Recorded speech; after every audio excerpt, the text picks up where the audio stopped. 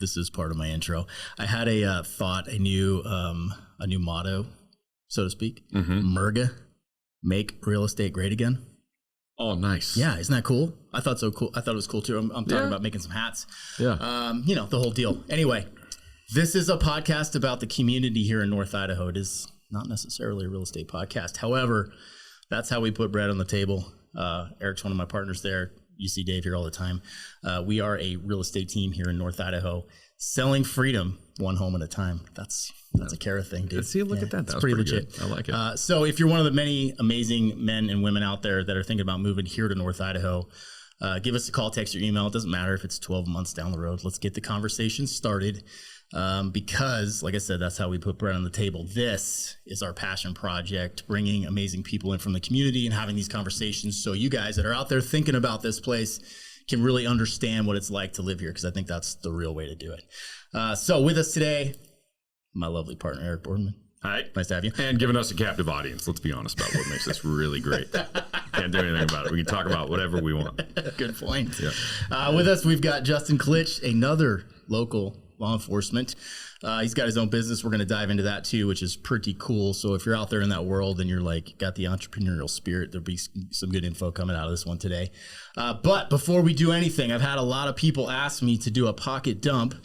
If you don't know what a pocket dump, that does sound weird when I say it like that, huh?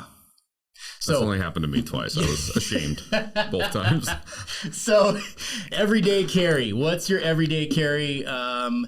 I've had a lot of people ask me about that, like, what's in your pockets. So we're going to go through our pockets. I can go first. I'll break the ice. You got anything weird in your pockets, by the way? It's just one pocket that I'm going to empty, right? No, that one's fine. Okay. That one I'm good. These aren't my pants. Yes. I haven't heard that one before. All evidence is left in my car. Locked in a storage locker per our departmental policy. Good. Okay, so here we go. If you're just listening, I'll try to talk my way through it. So if you're curious what we got in our pockets. This is a common thing, apparently. What do you carry? Okay, left pocket, iPhone. Yeah, we've all got one of those. Cutting over to the right pocket, my wallet. Do you carry your wallet in the front or the back? The back. That's weird. Which I should not, because I have a George Costanza wallet too, dude. It's pretty uncomfortable. Is it bigger than that one? Absolutely. Yeah, okay. Wallet. There's a spare magazine there for the old P365 XL. That's coming out soon. And my buck knife. I got this, not my go-to if I were to see this one in the store, but I did some kind of wildlife thing with Big John recently, and there was a raffle for a gun raffle. So if you put $100 in, you get a buck knife. Yeah. Buck knives made right here in Post Falls. So I got that in my pocket. That is sharp as hell, though. And last but not least, appendix carry, usually. P365 XL. We've got a EPS carry sight on it and a TLR7 for a light. I'll leave it in the holster so nobody freaks out on me. Try not to AD today. That's it. I'm empty. Nice. Yeah. I'll go. All right, cell phone. Gotta have two. Oh! I know. Got a dirty phone. I know. I'm not smart yet and still work both. So, yeah, I got two phones. No knives, no nothing. But what I'm carrying today, here's perk about Idaho, right? Like, it's what do you carry every day? It kind of changes depending on the mood. That's true. And maybe the outfit, honestly. Absolutely. Not to sound weird. The wardrobe, I guess. I just got this one. It's a Glock 27 40 caliber with a muzzle brake. You get the craziest guns, bro. Oh, well, look, I can't even claim this, all right?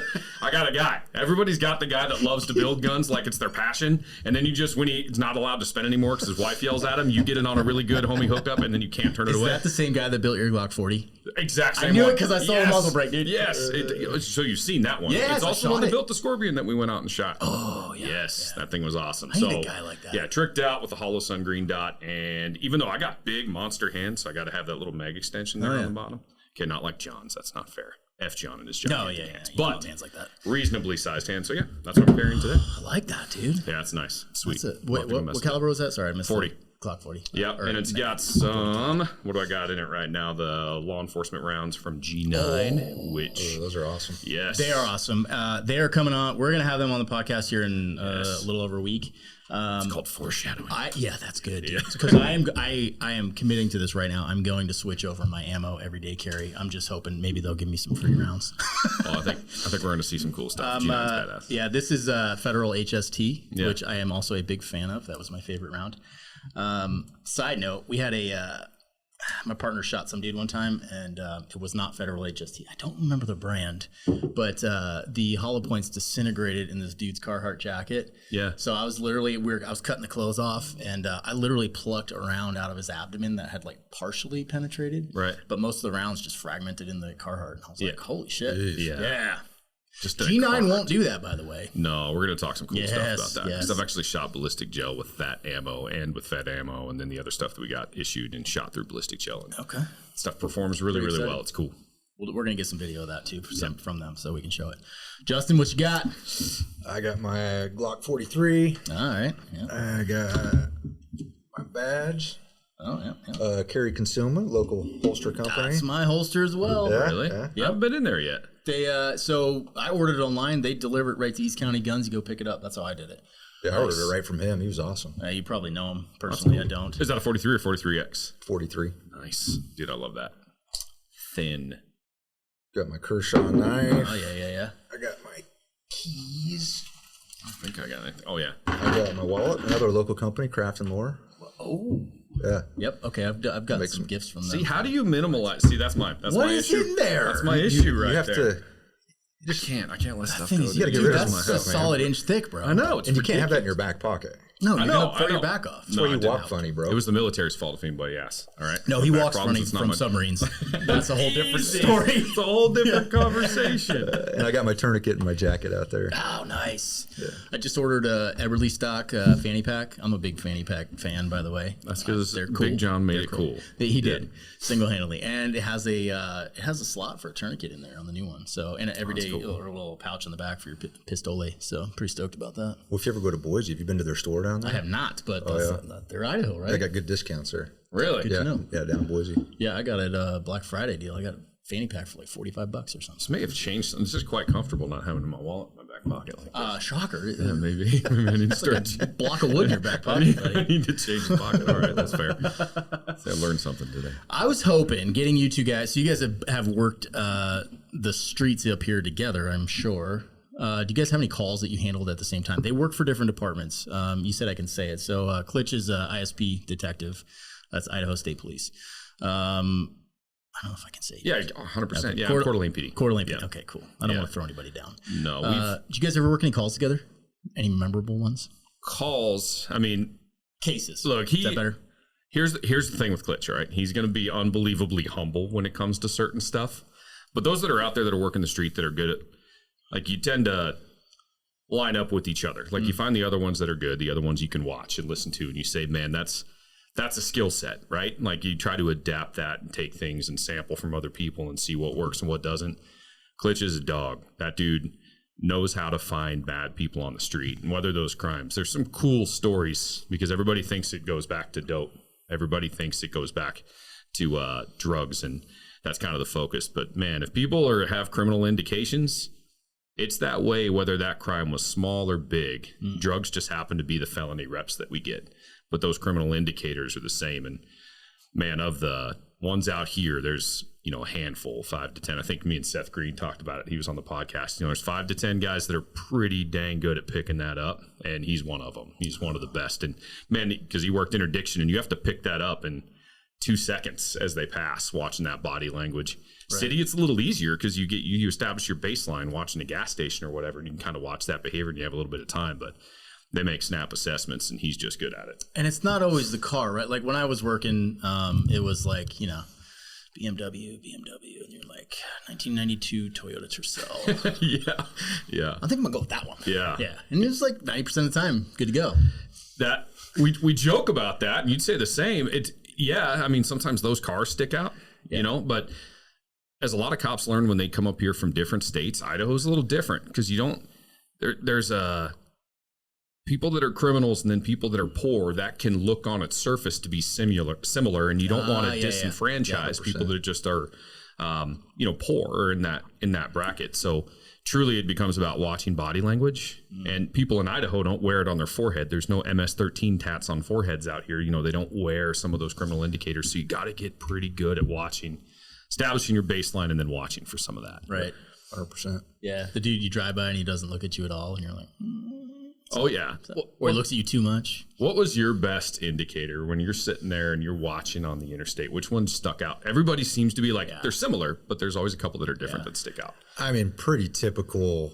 I mean, I see this a lot as my favorite, but they'll drive by and they'll cover their face with their hand as they're driving by. Kind of, if he doesn't see me and I can't see him, we're all good. But as far as vehicles, like I'm solely looking at behavior. I mean, I'm watching them as they're approaching me, as they're next to me, and as they're leaving me, and that's solely what I go off of, is those little minute indicators, and then try and find a violation to get them stopped. Yeah, because you guys would know better than me, but a lot of these traffickers, they're renting cars, right? So it's probably a newer car, might have nothing to do with it. Yeah. And when we're out here doing interdiction on the interstate, we're not looking for user amounts of drugs. I mean, we run across that a lot, but we're looking for the large quantity, going from west to east, large loads of fentanyl, methamphetamine, and heroin's kind of gone away. It's kind of coming back. Cocaine's huge right now. So really? And some crack. Yeah. We're getting crack now too. Oh shit. Yep. Oh, good for them. I know. Bringing crack back. That's good. Yeah. No, but it's wild to see how good and how fast and how efficient. And you talk about the capabilities of the human brain with, like, real quick, once you train it, how fast they're processing data as cars are going by. It's like, all right, that's a rental. That one's out of state. You start to look for plates, like little plate coverings, little rubber dots on the front. That could indicate a rental. And then there'll always be a barcode in that back window. That could be a rental. But then they catch on to trends. You're dealing with humans. So we teach them every time we have a contact with them. So then they'll change it up. Then it won't be rentals, right? Then they'll use a family members, or they'll use those freaking U-Haul trucks, or just U-Hauls in general. Because then they're relying on human beings being creatures of habit, saying, okay, that's just a family moving their stuff, or they're moving something else. It's fun. I remember helping one of my guys, Kessler. You remember Kessler? Oh yeah. He stopped this rental car, and it had a Green Bay Packers bumper sticker on it, and then a custom steering wheel. And I'm just laughing as I see this. As I walk up to help him, I'm like, oh, that thing's loaded for sure. I mean, because they go so far out of the way to make it look normal. They don't look normal anymore. So, it's hard, but there's some really dumb ones too. But how do you develop that skill? I mean, is this something you're just born with, or is there an intention behind getting good at that? I think both, but I think primarily, not only have I been around interdiction my entire career, I've also supervised an interdiction team. I think it's your instincts and how you grew up, what your surroundings were like. Military's a big one where you get exposed to some things that some officers don't. Some LDS guys that go on missions, they get when they go to foreign countries and they get exposed to. So it's not.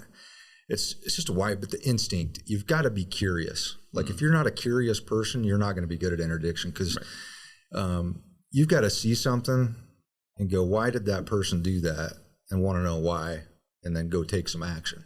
That is there are guys that are not built that way, because I know there are plenty, especially the department I work for, and I've been guilty of it before, but there's that low hanging fruit of like, oh, I'm just going to write him a speeding ticket.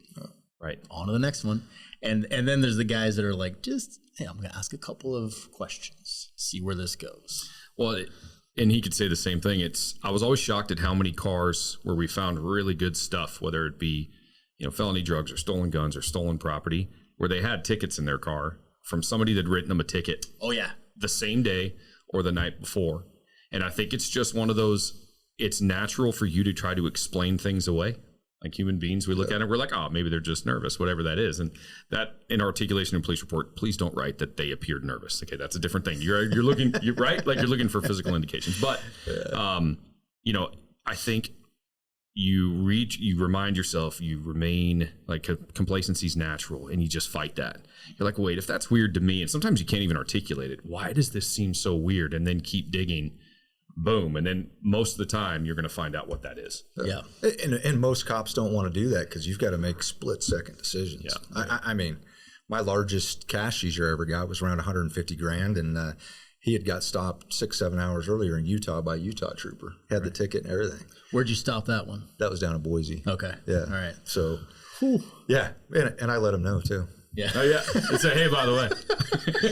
That's why anytime, and I learned this in FTO, but like you this sounds terrible. When you do a DUI stop and you're like, I don't think they're deuce or whatever, like sometimes you're a little bit unsure, right? My FTO was like, don't write them a ticket for anything. You don't want to leave any indicator that you were in that car at all. Yeah. That's pretty smart. Yeah. It's kind of the same thing, right? Yeah. I think he missed another thing when it comes to interdicting criminal. Like, man, it's passion.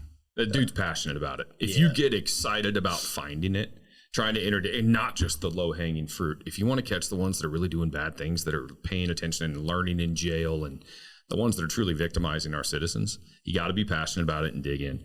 I would rather leave the ticket and have him call me and say, hey, I busted that guy, because I'm going to go back and watch that shit like it's game film. I'm going to go back and watch my video and be like, oh, God, I missed it right there. Most of the time for me, this is not surprising if I would just shut up after I asked a question and let them dig themselves a hole. But no, I'm always blabbing. But Let's talk, and I try. And back to that, you can also train this into people. So, I'll tell a quick story here that 2018, I was a sergeant. Troop just came out of the academy. It was his first day at FTO, and his FTO called in sick, so he got stuck with me. So we head out. He never made a traffic stop. I think somebody cut me off getting on the interstate. We stop him, get him out of there, and then we head and sit in the median out east of town. And 2 hours goes by. I'm doing my thing, making phone calls, do sergeant stuff, and he's just bored, and you can just see the flames coming out his butt. He wants to do something. I was like, just stand by, grasshopper. We'll get there. We're waiting for the right car.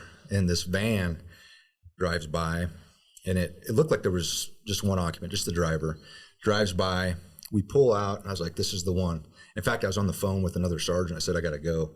I pull out. I pull right alongside the van, and I'm telling this new troop, Enrique. You know Enrique? Oh, yeah. Yeah. So I'm telling him, hey, this guy's a meth trafficker, 100%. Look what he's doing. Look how he's reacting. Look, I mean, we're door to door with him. We're just staring at him, and he's like, we can do that. And I'm like, well, I'm trying to teach you here, like some things to see. So we get it stopped, go up there, and it quickly evolves into, it was what I thought. The guy was a meth trafficker, but there's a gal in the back seat. And as I'm walking up, I see him trying to hide his identification and give it to her. And I look at her, and her face is bloody, and it's swollen like way out here. And there's a baby behind her in a car seat that's healthy in a diaper. And then I can see in the very back, and I can see that there's a child back there. I can't see much of him, but I can tell something's wrong. He's just laying on the seat covered with a blanket. And so I get the mail out. We kind of get the traffic stop under control because he had a gun right by his feet. We had to deal with that. And I finally get to that kid, and I lift up the blanket. He looks at, he only had enough strength to lift his head and look at me, and he smiles, but half his face is paralyzed. And he looks at me, and he smiles, and he goes unconscious. So we rush him to the Kellogg Hospital. That was the closest hospital, and it was foggy. The weather conditions, we couldn't air flight him out of there. So I get to the hospital, and I got the driver in the backseat of my car while I'm at the hospital, and this little boy still unconscious at the hospital, but he had been from head to toe beaten, which we would later find out was an iPhone cord. His entire body was covered. We have some troops escort the ambulance. Actually, it was pretty cool. So we had ride-alongs with other troopers that day that were new hires but hadn't gone to the academy. Mm-hmm. They were like doing office work. They were riding along. Well, we were out of resources, so they both, or at least one of them, had to drive an ISP police car with lights and siren all the way to Spokane, fall in that ambulance. They're not certified. They're not. Right. They're not. So I get the guy to jail, and get to the hospital, and I don't know, our district commander here is Paul Berger, and my old captain, John Kemp. we show up at the hospital that evening, and I don't know if you've ever been to the child intensive care unit in Spokane, but we're walking through this like aquarium hallway kind of setting. And Paul, who had lost his son to cancer several years, Chad, as we're walking through that, he's like, yeah, I spent a lot of time here with my kid, you know? So we get through the end of the lobby, and there's this family, and they're just screaming and crying. I mean, all of them, there are 15, 20 of them. And their baby just drowned in a toilet. Oh, my gosh. And so we're like, and so the nurse comes to get us to take us back, and takes us back to, the kid's name is Justice. We call him Baby J. The name's pretty fitting for this whole. Yeah. We get back to the room, the nurse is crying. We're like, what's going on? She's like, he's not going to make it through the night. And of course, we start crying. Paul says a prayer over the kid. We leave, we go to Sherry's down the street, grab a cup of Joe, and we're just kind of like staring at each other. I mean, we, you know, don't even know what to say or do. We agree we got to meet back there in the morning. We show up the following day, and everybody's chipper and happy. I mean, complete 180 from the night prior. And we're like, what is going on? They're like, he pulled through last night. He's going to make it. He's still paralyzed. The left side of his body's still paralyzed. And so, I mean, we're, you know, what an awesome feeling. And then we have a meeting. They flew in all these experts, child abuse experts. We had the Seattle detectives come over where the initial abuse had taken place. The kid was actually living in a dog kennel. Anyway, we had this meeting, and everybody's like, hey, we want to start, but we got to wait for one last person to show up. And about 5 minutes later, door opens, this beautiful blonde walks in. And the captain, who's sitting right next to me, goes, man, I've wanted to hook up with her since I met or ever saw her, or something along those lines. He says that's not what he said. I'm pretty sure that's what he said. Anyway, he gets up from sitting to me and goes and sits right next to, her name's KJ Brandt. Some of the community probably knows her. She's just a phenomenal human being, but she was the child advocacy person for Baby J. And one of the cool stories is KJ and John are now married. So no way. Oh, yeah, and Baby J comes back once a year. But back to my point is Enrique actually turned into an interdiction officer. That experience he had, seeing that impact it had on his life, and knowing that this is more than just drugs. I mean, you're saving and changing lives. And he turned out to be an excellent interdiction officer. He's now a narcotics detective, and he's killing it at that too. But you know, those little experiences and that training, and that can also be the difference on what path you take in your career. Right. That's a hell of a first case there to catch. Holy shit. Well, and I talk about that when I teach interdiction or advanced drug stuff. This isn't about piling up dope on a table and getting your glory shot. Right? Like, I'll take that case over any 10-pound rip that we get on the interstate. Yep. But on the flip side, even those 10-pound rips, especially with fentanyl, you're saving lives. Yeah. And who knows if you would have caught that had you not worked interdiction. I mean, you legitimately saved a kid's life because they said he had a couple hours. Had you guys not stopped him when you stopped him? Yeah, he wasn't going to make it over Lookout Pass. Right. So had you not done that, I mean, that is a direct impact, but all of it is. And again, those are the reps we get, right? That's why I say, I joke with my guys, they can say I'm cheesy, but I was like, man, go out and be a shark.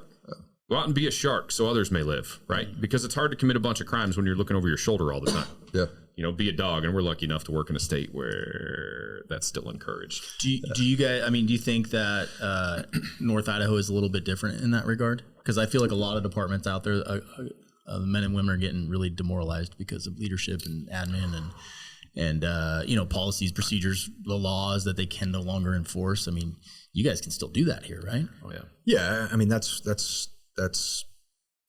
I mean, we're one of the few states where you can still be a cop. And that's one reason people want to live here. I mean, yep. Oh, 100%. You know, and a lot of people don't know, I get to work around the whole state. So I get to see a lot of different agencies but people don't know how blessed they are. Coeur d'Alene Police Department is top notch, high quality. They're extremely aggressive at crime and attacking problems before they're actually a problem. That's very unique. I don't care what law enforcement or what state you're in. That's coming from the leadership down. So leadership's everything. We still have pay issues. We still have all those problems that everybody's got, and we're facing a shortage right now. Coeur d'Alene's not because they pay so well, but we're definitely having problems right now. So yeah. Well, ISP's funky. I mean, your guys' pay scale doesn't depend on where you live and where you live in the state. Right. There's a huge fluctuation in cost of living. Right. Yeah. I mean, that's massive. If you're in Boise or you're in Coeur d'Alene compared to like Kuna, you know what I mean? Your cost of living is significantly higher, so it's tough. Yeah. Hopefully that changes soon because. Yeah, I hope. I hope. I mean, I'm in a good spot with these young troops. I mean, I just couldn't imagine. If you run into really good ones, we're hiring, bro. Yeah. You know what I mean? You got some good ones over there. So are we. Yeah. And we have Mustangs, by the way. Yeah, they do have some cool stuff, dude. That's legit. We have definitely brought some good men and women up here to get hired, right? Oh, yeah. Kootenai County Sheriff, we've had quite a few come up that have gotten hired up there. Yeah. And Coeur d'Alene PD, so that's pretty cool. Just they hear about us, listen to us, and like, oh, Coeur d'Alene's a spot. You want to still be a cop? Let's go. Right. Fantastic. Well, it was dudes like this because I was 20. You got started when? When did you? I was 2006, so this will be my 19th year. Right. So I was 2014 when I was brand new, like baby deputy, and he was one of those dudes that I'd go out there and watch and like go back him up on stops. And you know, you come out of the academy and it's like policing for robot citizen. I have stopped you for the infraction of speeding, license, registration, proof of insurance, please. You know, and then you go back to your car and then you rattle off your stuff. He gets up here, he gets more Southern as he's hustling, right? Like he uses some twang. It's super smooth. He's just hustling their roadside. They think he's a nice guy. Maybe he doesn't sound as smart, and the whole time he's just stacking it. Just stacking it. So then it's like, oh yeah, you remember everything you said? Boom, boom, boom, boom. Get out of the car. It's like, whoa, what the hell just happened? You're like, I can do that? It's like, yes, I can use my prowess for BSing just that way. So there was a couple of those guys that I watched, and he was a stud. But we worked some really good stuff when I was with Cat. Yep. And you were working ISP. What's Cat? Cat's the community action team. Okay. It's essentially a street crimes task force within the city. Deputized, and they work with the Greater Idaho Fugitive Task Force.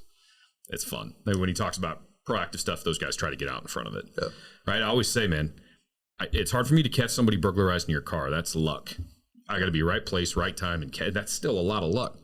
I may not even be able to catch them with the stolen property, but I can dang sure catch them with the dope that prompted the activity in the first place. Right. And I think that's the Idaho mentality. That's what a lot of the agencies out here are looking at. Yeah. They recognize that illicit hard drugs prompt a lot of our other property and persons crimes. So this almost makes it sound like it's not safe up here. We should touch on that, right? Oh yeah. Perspective is important. Yes. I've been lucky, I guess you could say. I moved here from like Miami area, West Palm Beach, and I grew up in Spokane. I went to Lewis and Clark downtown. I can't even recognize downtown anymore.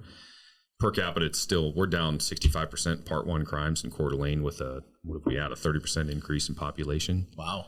That's unheard of. But again, we're aggressive. Like you kind of keep it at bay. There's always going to be some spillover because we're pretty close to Spokane. And if we're being honest, fentanyl's a problem everywhere you go. That's not going away.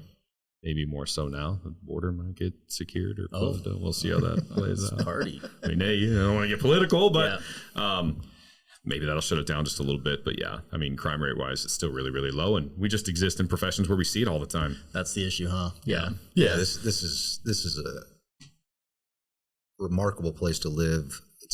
It's that aggressive nature and the stuff we're talking about. That's what makes it so safe. Mm-hmm. I mean, if we went over to Spokane and did this, I mean, you ever thought about that? Oh, I have. It'd be wild. Let me deploy for like 2 weeks to Spokane with our laws, right? Like, let me take the laws with me and go deploy to Seattle or Portland for 2 weeks with Idaho laws. See what happens. Run out of places to put them. That's what would happen real quick. So much fun. Just you and I'd fill that jail up. Oh yeah. Oh, and I feel for those guys that are working there, like because they have dudes like us. Like we're all over. Like if you're passionate about that, like you're gonna find your way into law enforcement. And I know agencies that. They've got guys that are super passionate about it. Heck, a lot of them have come up here and they now work for us or you or Kootenai County. Yep. But man, I feel for them. Sometimes those places, man, just let those boys eat. Let those boys go do what they're good at, man. Your crime rate will drop. It's funny how that works, huh? Yes. Yeah. But you got to have admin to back you up. You got to have a city to back you up. Politics get in the way and then shit slides and it sucks. Yep. I really want to talk about your business too. So that's one of the reasons we brought Justin on today because he's got an incredible business going on. I'll let you dive into it, but I love the stories of because we come from this world, right? You public safety background, and then you have an idea and you run with it, and now you're an entrepreneur as well. And it's like, okay, because we hear that a lot. A lot of guys will come up and maybe they retire, or maybe they're getting out of public safety, and they're like, I don't have any marketable skills. And I'm like, fuck, you don't. I know. I hear that all the time from cops. This is all I'm good at. This is dude, you're a problem solver, man. Like that in and of itself, and you have to do it in like really aggressive parameters. Yeah. You know, situations where it's tough, and you got to be able to solve problems quickly. Yeah, and back to the interdiction, I think some of the best law enforcement entrepreneurs or first responders are the same people with the same curiosity, the same drive. That's it. I know from my business what it did is it kind of, that drive I had, it went over there, but it also gave me a peace of mind from the job. Like it gave me something else to focus that energy on. Otherwise, as a cop, you can be thinking about this stuff night and day. Yeah. I don't know what they say, like, people might encounter 2 to 4 critical incidents in their entire lifetime, where an officer might encounter 2 to 4 a shift. Or don't quote me, I don't know if that's the exact numbers, but it's significant. So, just a way to kind of deal with that, And my story is a little bit different. It was all law enforcement related. In fact, I must have fell out of my pocket, but when I was getting there it is. We get to keep it. Oh, yeah, I forgot that. This is how my business really got started. it's a challenge coin. Yeah, this is Oregon State Police challenge coin. Okay. Say back in 2018, after my buddy had passed away, I had moved to Coeur d'Alene. Got to be with him the day he passed away. He lived down in southern Idaho, but after he passed, I kind of reconnected with a high school friend that was living here in Coeur d'Alene, and he had just lost his brother to cancer. Kind of crazy enough, him and my buddy's name is Greg, but Greg and my buddy's brother, when I'd go see Greg at chemo, he would be in there at the same time sometimes. But anyway, we started talking about what's killing, the people we care about, and we started talking about all these chemicals people are putting on their bodies, and I'm definitely not one of those hipsters that, but I was like, man, it makes sense. I mean, Totally. Yep. So, and then what hit me is Greg's wife, Julie, called me, and she's like, the girls, every day before they go he had 2 younger girls, every day before they go to school, they're spraying his cologne on to kind of remember him. And I'm like, all right, I got to put that scent in the soap. Yep. And that's what I'm going to do. And, my buddy made a scent for his brother. I made one for Greg. I'm a difficult partner.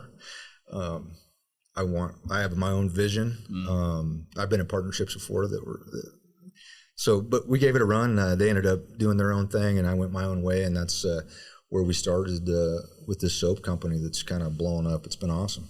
What's the name? So our company is Patriot Company, but our soap is Flagship Soap Company.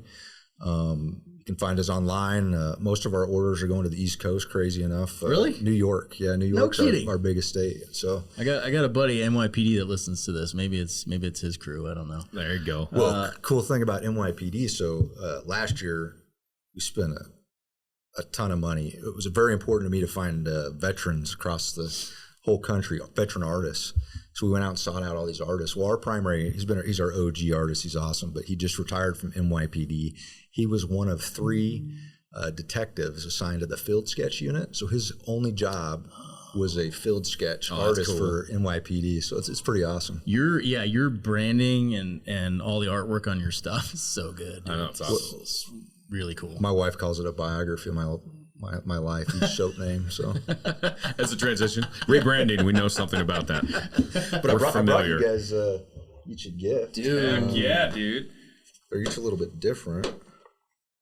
Oh my I brought you gosh. some beard products. These are so cool. You guys are the first ones to get these cases. What? Yes, thank you. Okay, so, oh man, this is legit. So it's a plastic case. Inside I've got 2 bars of soap, beard butter, and beard oil. These are so legit. Love this, dude. That's my buddy's soap right there. That's the artist rendition of him with a dope load. This one? Yep.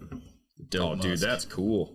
That art is I fantastic. see It's your got a little trooper on the throwback. front. There you go. There's a little ISP throwback right there. What branch of service were you in? I was in the Coast Guard, Nice. Homeland Security. I didn't know that. How long were you in the Coast Guard for? Almost 6 or a little over 6 years.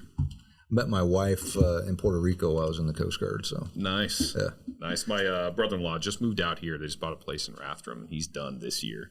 Fantastic. Yeah, Coast Guard. It's the sorry. I'll have to get with you on that. I think I might know who you're talking about. Yeah. It's the little things on here that get me, like 5.56 ounces of freedom. I mean, come on, man. That's fantastic. Okay. I like all natural, I like no gummy. chemicals, sustainably sourced, made in the USA. Like, this is legit. See, the funniest thing is you said you're not a hipster. Seth is a bit of a hipster. I am. If you don't remember the I am. podcast where he came in and he looked like he blew a Smurf, his mouth was so blue. that was pretty epic. That Yeah. was glorious. Yeah. It was a good time for me. Yeah, I truly we've enjoyed had quite a few jokes over that one coming around. It was good. I've had some great messages about that. Good. I took some. My wife had some. It's called methylene blue, and I can't. It's something for mental clarity. And she's like, "Oh, you should try this before your podcast." I was like, "Cool." Pump it in the back of my mouth. I'm like, "Oh my god." My tongue and my mouth was the brightest blue you've ever seen, and it was there for a fucking day. And then I pissed blue for like 3 days. That's awesome. Hey, but Did no, you blacklight it? Like, so much mental clarity though. It's amazing. Yeah, I'm like, I threw that shit in the trash. I'm never doing that again. Yeah. it was pretty. I'll try to be more mature about it. It's like when a kid eats nothing but the blue pops, in, like in the summertime, and their mouth's just completely covered. In blue. I like the Smurf one. Yeah, the Smurf one's Go better. with that. Yeah. People We don't have a actually- lot of kids that listen to this. It's That's okay. fair. Dude, this is a freaking cool. So these are these like your what would you call this? Like your like you'd send these out to somebody, or is this? Yeah. So what I'm trying to do is like it's really important to me that I build a brand that supports first responders and veterans. So everything we try and do has some sort of element. These boxes are made by an Air Force veteran and another trooper. Cool. We've got these. He also makes this M4 rack, but another trooper and another veteran makes these mag holders, organizers. Oh. But I'm trying to involve them in as much as I can. I mean, they're awesome to work for. They're good people. I mean, I want to eventually, as this grows, my thought, and this might be crazy, but I want to have a place where first responder and veteran spouses will, they're usually at home taking care of the kids during the day, and I want to have eventually a place where a wife who wants a break in the evening from the kids and her husband can come and have her own little booth and make soap, for a few hours, just to kind of everything we do is focused on first responder and veterans. It's really, it's Greg who, passed away, and how I started this company is, he was not only was a phenomenal cop, he was in the Navy. He got blown up in the Navy. He'd been shot multiple times. He was the kind of guy I want to be. But what I remember most about Greg is I'd go to his house for a barbecue, and I'd be sitting on the couch BSing with somebody I'd never met before. I'd be like, "How do you know Greg?" He's like, "Oh, he arrested me a couple years ago." Yeah. And he was just that kind of guy. Yeah. I mean, I don't know that I could ever invite somebody arrested over. Yeah. But he had such an impact on people that, first responders and veterans were very important to him. They've always been important to me, but it's what our company was founded on. And it's important that not just we make money off our products, but we're supporting those who supported this country and community too. That's fantastic, man. I mean, we all know though, anybody that's done this job for any length of time has lost people to this job, right? And what a way to honor them to have something like this out there. Like, that's amazing for Greg. Yeah. I've known guys like that, and you're right. You want to be that guy, and you know what I mean. And just honored to know him, right? Pretty cool. It's true. The good die young, man. Yeah. But it's also cool, the message that you send some of the other guys that are just coming into this job. Yeah. I think it's important to have something else that can just occupy a little bit of your bandwidth. 100%. I just think the job, it's so easy, because you hear me talk about, how passionate I am about what I do on the PD side, right? But it's important to be able to put some of that elsewhere as well. It almost helps you detach. That way you're not just assigning yourself with this one single solo role. Yeah. When people introduce themselves, I always kind of pay attention. Is the first thing you say, "I'm a cop with whoever"? Man, I hope there's something else behind that. And then I think truly, but I think it gets into the mental health part of law enforcement that we talk about all the time. make sure, man, you're investing in those other parts of your life, because no matter how great these agencies are, and we have a lot of really, really good ones, and when you leave, your number gets recycled unless something terrible happens, right? Your number gets recycled and big wheel keeps on moving. I have seen it firsthand. Yeah, you will be, quickly forgotten no matter what you did with that department. Right. But this kind of stuff, having your own business like that, that is a lasting thing, and that's a lasting thing for your family too. Potentially something your kids take over at some point. I feel like we need to include these in our gift baskets. Yes, those are way too cool to our not clients. to do that. Let's make it happen. Yeah, I think we will reach out about that because these are rad. And like we always, all of our gift baskets. So if you buy a house, when you buy a house through us, we always, Renee, Dave's wife, puts together these amazing gift baskets that are all local stuff. It is cool. So, boom. And of course, most of our clients tend to be first responders and veterans. So that goes a long way, man. Pretty stoked. And I think you'll have you'll find some like-minded people up here in regards to passion for our veteran community and first responders. Yeah, 100%. We're all about that. I mean, that's why we're in here. We're all about that same thing, and we are in the law enforcement retirement capital of the country, which is pretty sweet. Highest concentration there is right here. Exactly. How do you balance it, man? Like this seems like a lot. Working full time. I mean, Eric works 3 jobs, so I can't complain in front of him. But 2.5. Well, it got a lot easier when I demoted from sergeant. That responsibility, I think, off topic, but I think the most important job in law enforcement, hands down, more important than the chief, any job within the agency is a sergeant. Yep. You could get rid of all those other people and everything would be just fine. You get rid of the sergeants, it's going to crumble. So in that job, to be a really good sergeant is a lot of work. I mean, not only physically, but your time and mostly your emotions, because you're not just thinking about yourself anymore. You're thinking about these other people on your team, and man, that's draining. The cards just, I took a demotion back to detectives. There were some things that happened in my life. I went through a very traumatic event. It was nothing unlike many that I had been on before, but this particular one, man, it crushed me to the point. Was that on the job? Yeah. So, and I can tell the story. Sure. I don't like talking about it much, but I think it could probably help a couple people out there, first responders anyway. I feel like I've done this job for a long time at a high level. I'd seen all kinds of things.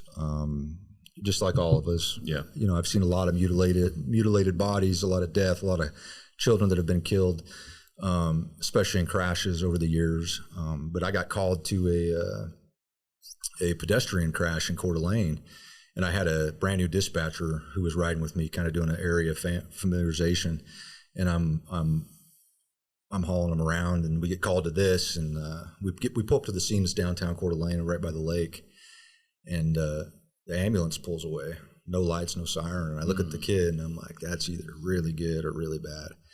And so I pull up into the alley. I told him to stay in the car. Let me go see what's going on. And I start walking towards the scene. I can see a SUV and a trailer. Oh, and I see 2 Coeur d'Alene PD officers. One of them I was very comfortable with.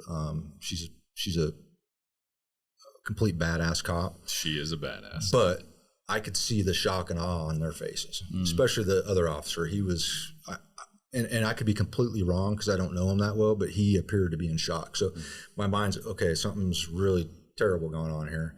And I turn the corner and I get around the trailer, and there I see the body of this little 4-year-old boy.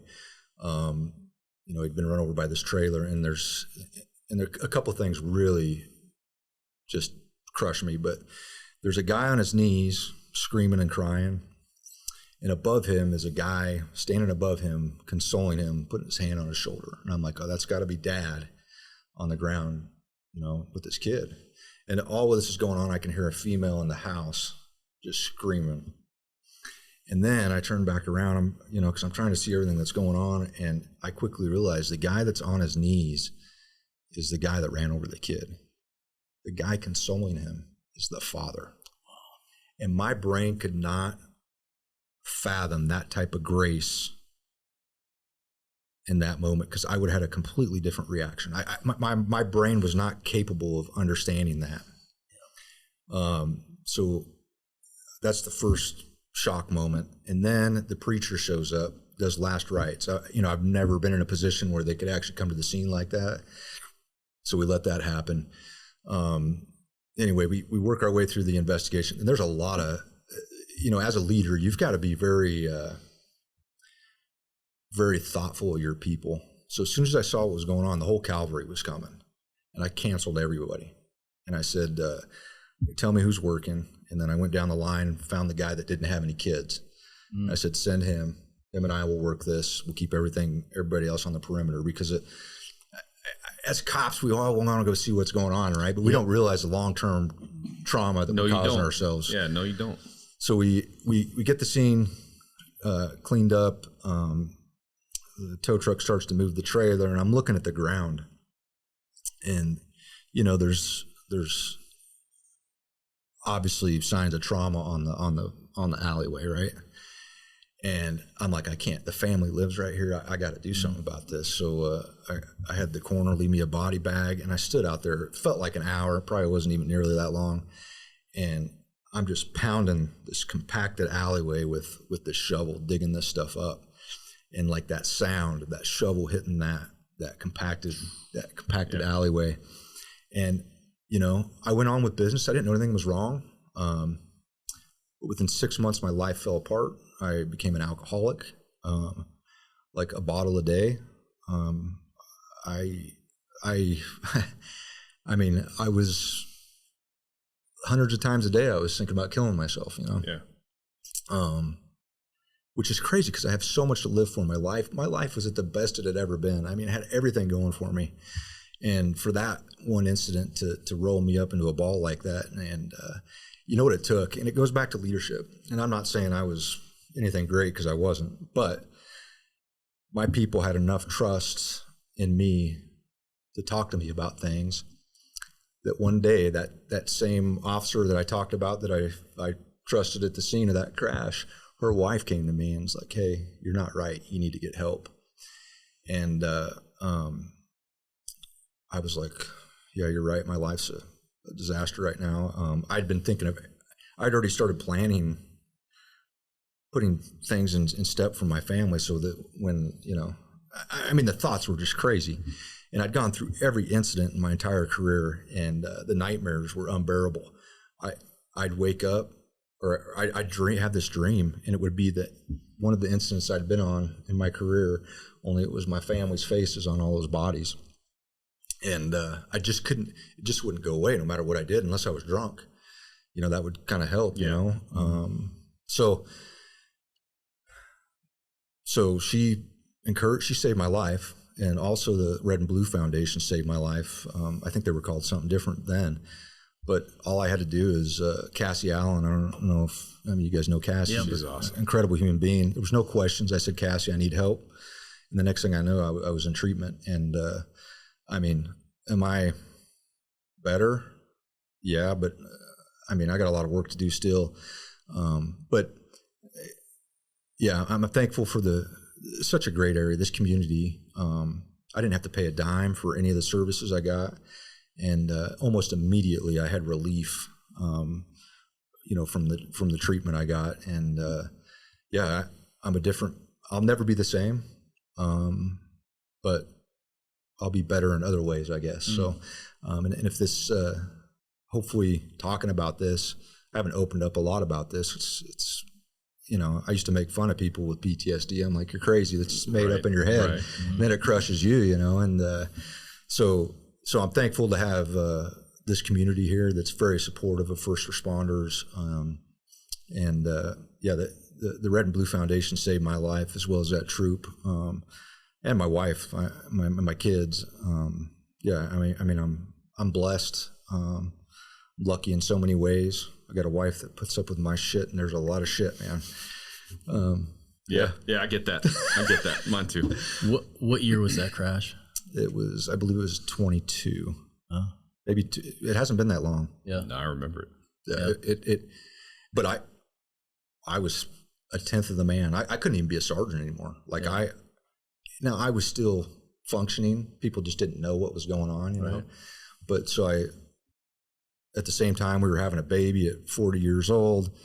I can't find my wife one day. I walk in, finally find her in the bathroom. I open the door. She's sitting Indian style, bawling with a red Solo cup and like 15 pregnancy tests.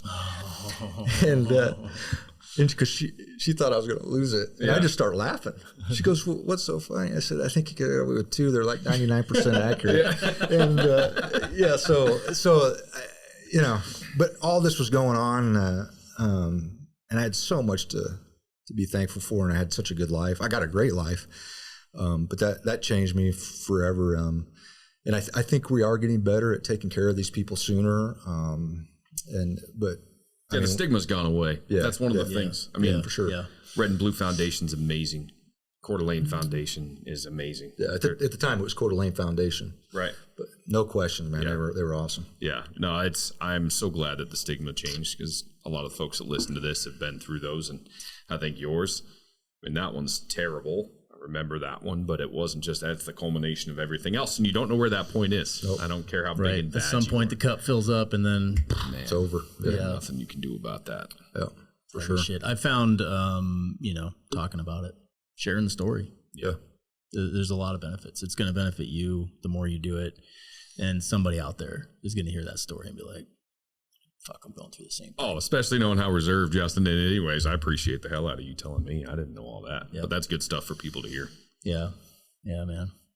Well, we're creeping up on an hour, and you had a discount code for our listeners for the soap, man. So I'm like, if you guys are out there, so the website is Patriot & Co., or is it Flagship? PatriotMen.com, Flagship Soap Company.com, PatriotandCompany.com. I'll link them all in the show notes so that people can go right to it. But I highly implore you guys to go check it out. Like I said, the branding's amazing. It's all healthy stuff. So if you're looking to find a healthier alternative, let's go. I saw do you have it right there? Yeah, you have the little soap containers. This has been my hang up, man, because like the bar soaps are awesome, but I can't take it to the gym because I'm like, what do I put it in? Yeah. It's got a freaking plastic. It's legit. It's so legit. It's cool. Like, how cool is this? You show up to the gym with this, dude. That's badass. I love it. Yeah, take those. Those are your guys's. Thank you, dude. We're coming out, or this is going to be huge. Oh, our deodorant. You are hitting a need that I have. So this is we got one more recipe to go, and that'll be finalized. But we're hoping to launch this in January. So, dude, I have hunted high and low for a natural deodorant that works. I'm so excited about this. I can't wait to see the branding on it. Crazy enough, we're using the chaga mushroom in this. You got bro. Yeah. Now you know that I'm a hippie. So now you said there's chaga mushrooms in here. I'm like, let's go. What the hell is a chaga mushroom? I feel left out. It's a mushroom. It's good stuff. Yeah. Does stuff. It's supposed to kill odor too. Oh, that's freaking awesome. Man. A lot of people are putting it in their coffee or drinking it as coffee or for mind health. If I consume it, are there any other? No, not that kind of mushroom. Oh, okay, gotcha. Not that variety. I've seen that before. You'll still pass a urine test. Yes, we'll talk about that someday. Yes. Not today. That is super cool. I can't wait to try this. Yeah, that's awesome, dude. See, you're filling all the needs that I have in my life right now. It's so good to see the company doing well, man. That's man. badass. Yep. Good stuff for good people. And like I said, it's just the bigger ramifications, man. Remind guys out there that are in law enforcement, dude, your skill set translates. We're not trying to get anybody out of law enforcement at all. I mean, we need good people in law enforcement in our communities, man, but you absolutely have a skill set. 100%. Thank you. So appreciate the great conversation. Thank you for sharing the stories, and excited to help any way we can with your business. So if you're a listener out there, you get on the website, NIE, Nora Ida Edward 15 will get you 15% off of any of those products on his website. So check that out. NIE 15. Thank you, Justin. We should do it again sometime, man. Always a pleasure. Yeah, dude. Good job. All right. Catch you guys next time. Later.